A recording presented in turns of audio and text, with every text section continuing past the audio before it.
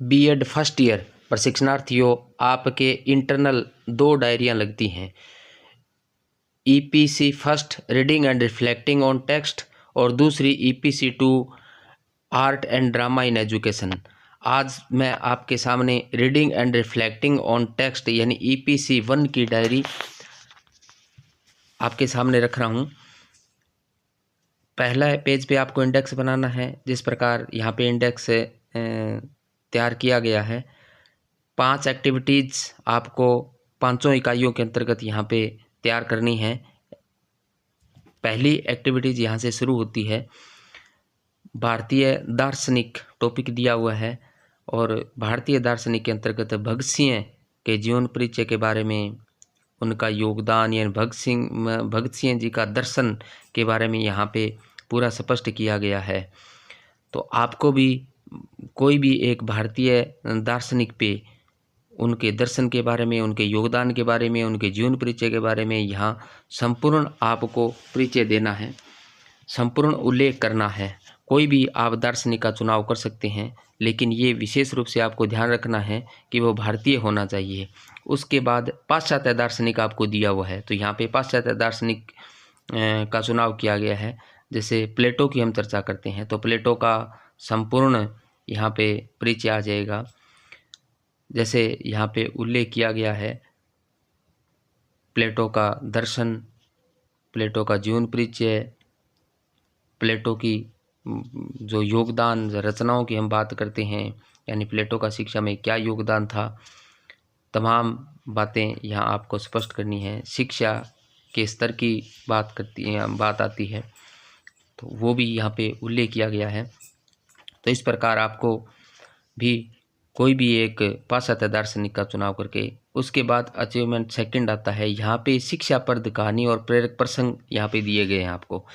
तो कोई भी शिक्षाप्रद कहानी की यहाँ पे विशेष रूप से यहाँ ध्यान दें, यदि स्वरचित कहानी है तो आप यहाँ पर उसका उल्लेख कर सकते हैं, लेकिन विशेष रूप से ध्यान रखें कि कहानी शिक्षाप्रद होनी चाहिए, यानी उस कहानी से शिक्षा मिलनी चाहिए।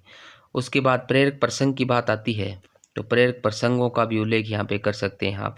बहुत सारे प्रेरक प्रसंग अपने पढ़ते हैं और एजुकेशन के अंतर्गत स्वामी विवेकानंद हैं, दयानंद सरस्वती हैं, इन तमाम महान पुरुषों के प्रेरक प्रसंगों का आप संकलन कर सकते हैं। अचीवमेंट थर्ड में आती 2 कहानियों की समीक्षा आपको करनी है। यहाँ पे आपको कोई भी 2 कहानियों का चुनाव करना है और यहाँ कहानी लिखनी नहीं है, ये विशेष रूप से ध्यान रखें। आपको 2 कहानियों को पढ़ना है, समझना है, उसके बाद उनकी समीक्षा लिखनी है। जैसे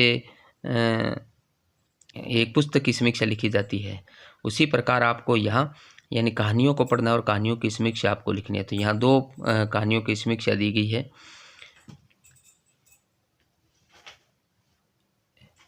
जैसे यहाँ पे ये दर्शाया गया है कि किस लेखक की कहानी को पढ़ा गया, उसका परिचय दिया गया, उसके बाद उस कहानी की समीक्षा लिखी गई है। तो इसी प्रकार आपको भी 2 कहानियों का चुनाव करके 2 कहानियों की समीक्षा आपको अच्छी प्रकार से उल्लेख करना है। उसके बाद एक्टिविटीज़ 4th आती है, क्रियात्मक योजना। यानी जब हम बच्चों को सिखाते हैं तो क्रियात्मक एक ऐसी विधि है जिससे बच्चा अच्छी प्रकार से सीख सकता है, यानी स्थायी अधिगम जो होता है। तो उसी प्रकार आपको कोई भी 2 क्रियात्मक कार्य यहाँ पे करने हैं।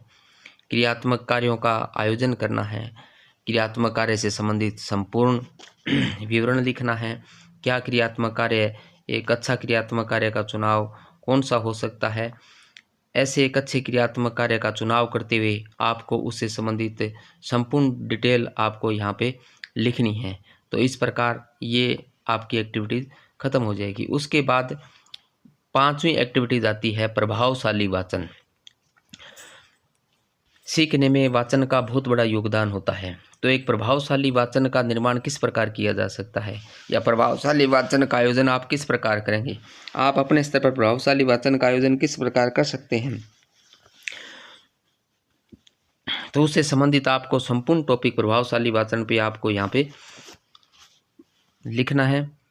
जिस प्रकार यहाँ पे लिखा गया है प्रभावशाली वाचन के बारे में, क्षेत्रीय प्रभाव आता है, शिक्षा से संबंधित आता है,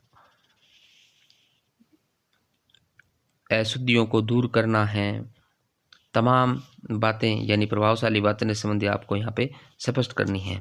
तो इस प्रकार आप EPC first reading and reflecting on text की डायरी अच्छी प्रकार से आप तैयार कर सकते हैं। आशा है इस डायरी से आपको लाभ होगा और आप डायरी अच्छी प्रकार से बना पाएंगे।